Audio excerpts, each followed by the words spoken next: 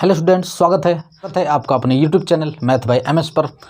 हम जैसा कि पिछले पार्ट से ही बायो लेकर के चल रहे हैं और बायो में बहुत ही महत्वपूर्ण प्रश्न बोर्ड की दृष्टि से लेकर के चल रहे हैं। जैसा कि यहाँ पर आज हम फिर से लेकर के आए हैं और आज जो चैप्टर चल रहा था हम लोग का पौधों से रिलेटेड जनन या फिर मानव से रिलेटेड जनन, उसमें एक आज लास्ट क्वेश्चन है यहाँ पर, जो कि 5-6 क्वेश्चन हैं। और मुझे उम्मीद है कि आप बहुत अच्छे से, जितना भी हम पीछे बता चुके हैं, बहुत अच्छे से पढ़े होंगे और आज यहाँ पर महत्वपूर्ण प्रश्न लेकर के आए हैं। तो आज चलिए देखिए, यहाँ पर देखते हैं और स्टार्ट करते हैं। और यदि आपको वीडियो पसंद आती है तो आप अपने दोस्तों के यहाँ भी शेयर करें और आप अपने सुझाव को कमेंट में भी दे सकते हैं। चलिए तो स्टार्ट किया जाए। देखिए यहाँ पर प्रश्न नंबर फर्स्ट क्या कर रहा है। देखिए प्रश्न नंबर फर्स्ट कर रहा है, द्विनिषेचन क्रिया के त्रिक संलयन के पश्चात बनने वाले उत्तक का नाम है। आपसे इसमें पूछ रहा है कि द्विनिषेचन क्रिया के त्रिक संलयन के पश्चात बनने वाले उत्तक का क्या नाम है। तो आप ऑप्शन देखिए और आप आंसर बताने का प्रयास करें। ठीक है, चलिए देख लीजिए। चलिए अब मैं बताता हूँ। देखिए क्या कर रहे हैं, द्विनिषेचन क्रिया के त्रिक संलयन के पश्चात बनने वाले उत्तक का नाम है एंडोस्पर्म। क्या है ये? फर्स्ट ऑप्शन आपका सही होगा, ये हो जाएगा एंडोस्पर्म। ठीक है, चलिए अब हम चलते हैं नेक्स्ट प्रश्न की ओर। तो देखिए नेक्स्ट प्रश्न क्या कर रहा है। नेक्स्ट प्रश्न आपसे कर रहा है कि एंजियोस्पर्म्स में निषेचनोपरांत बीज कवच बनता है। अब इसमें आपसे प्रश्न में करा कि एंजियोस्पर्म्स में निषेचन के उपरांत बीज कवच बनता है, कहाँ पर बनता है, इसमें से आपको बताना है कौन सा ऑप्शन सही है।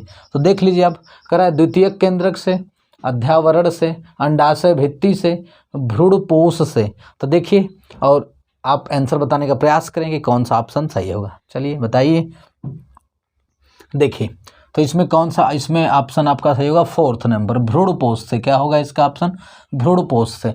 आपसे पूछ रहा है कि एंजियोस्पर्म्स में निषेचनोपरांत बीज कवच बनता है, तो कहाँ बनता है? भ्रूणपोष से बनता है। ठीक है, या किससे बनता है भाई? इसका आंसर हो जाएगा फोर्थ नंबर, भ्रूणपोष से। ठीक है, चलिए अब देखिए नेक्स्ट प्रश्न क्या करा है, इसको ध्यान से देखिए और आंसर बताने का प्रयास करिए। देखिए क्या करा है आपसे, नेक्स्ट प्रश्न पढ़ लीजिए इसको।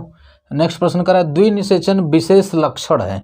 जो द्विनिषेचन है वह किसका विशेष लक्षण है? इसमें से आपको 4 ऑप्शन दिया है, इसमें से आपको बताना है कौन सा सही है। तो देखिए आप देख करके इसका आंसर बताने का प्रयास करें, उसके बाद हम बताएंगे। ठीक है, चलिए अब हम बताते हैं। देखिए कह रहा है जंतुओं का, आपसे पूछ रहा है द्विनिषेचन विशेष लक्षण किसका है, तो यह है आपका जंतुओं का। गलत हो जाएगा, ये आपका रॉन्ग ऑप्शन है।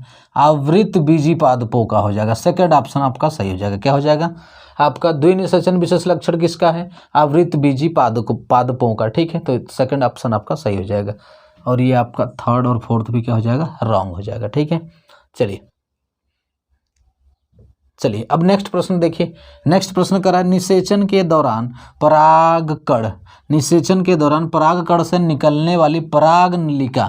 ठीक है, परागनलिका, निषेचन के दौरान परागकण से निकलने वाली परागनलिका सामान्यतः किसके द्वारा बीजांड में प्रवेश करती है? निषेचन के दौरान जो परागकण निकलती है तो परागनलिका, यहाँ पे कह रहा है कि निषेचन के दौरान परागकण से निकलने वाली परागनलिका, जो परागकण से परागनलिका निकलती है, सामान्यतः किसके बीजांड में प्रवेश करती है? ये आपको 4 ऑप्शन दिया है, आपको इसमें से बताना है कौन सा ऑप्शन सही है। चलिए आप बताने का प्रयास करें। देखिए आपको आ रहा है कि नहीं, प्रयास करिए। तो देखिए क्या हो जाएगा, इसका ऑप्शन फोर्थ सही हो जाएगा, अंड द्वार। क्या होगा इसका ऑप्शन? फोर्थ सही हो जाएगा, अंड द्वार। तो निषेचन के दौरान परागकण से निकलने वाली परागनलिका किसके बीजांड में प्रवेश करती है? तो अंड द्वार। ठीक है, क्या ऑप्शन नंबर फोर्थ इसका सही हो जाएगा। चलिए अब नेक्स्ट प्रश्न देखते हैं। नेक्स्ट प्रश्न ध्यान से देखिए क्या कर रहा है। नेक्स्ट प्रश्न आपसे कर रहा है कि नर में वृषण क्यों उदर गुहा के बाहर वृषण कोष में स्थित होता है? आपसे पूछ रहा है कि जो नर का जो जनन अंग है वृषण, वह उदर गुहा के बाहर यानी कि शरीर के बाहर होता है। तो शरीर के बाहर क्यों होता है? जैसा कि आप सभी जानते हैं कि शरीर के बाहर वह इसलिए होता है कि जो स्पर्म बनता है उससे, तो स्पर्म के लिए जो टेम्परेचर चाहिए वह शरीर के टेम्परेचर से कम होना चाहिए। तो शरीर का टेम्परेचर से कम टेम्परेचर होने के लिए उसको शरीर से बाहर होता है। ठीक है, तो देखिए ऑप्शन देखते हैं क्या क्या दे रहे हैं।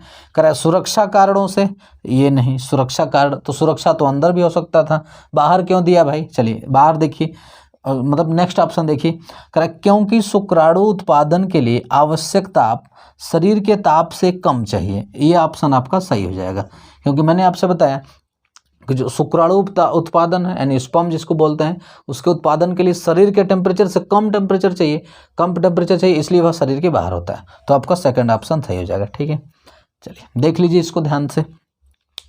चलिए आज का जो है ये चैप्टर जो हम पढ़ रहे थे, ये चैप्टर पूरी तरीके से समाप्त हो चुका है। यानी बुक में जितना भी आपको ऑब्जेक्टिव क्वेश्चन दिया था, पूरा ऑब्जेक्टिव क्वेश्चन मैंने यहाँ पर बता दिया। और मुझे उम्मीद है कि आप पूरा जितना भी बताया गया है, जितना भी पार्ट इसका बन पाया है, आप पूरा वीडियो देखे होंगे और आपको अच्छे से समझ में आया होगा। तो चलिए आज के लिए यहीं पर रखते हैं, फिर मिलेंगे हम नए दिन और नए चैप्टर के साथ मिलेंगे, और बहुत ही महत्वपूर्ण, जो कि बोर्ड एग्जाम की दृष्टि से बहुत महत्वपूर्ण होगा, लेकर के आएंगे। और आप इसी तरीके से हमारे चैनल पर बने रहिए, और आपको वीडियो पसंद आती है तो आप अपने दोस्तों के यहाँ भी शेयर करें, और आप अपने सुझाव को कमेंट में लिख सकते हैं और हम उस पर ज़रूर ध्यान देंगे। तो चलिए चलते हैं, जय हिंद।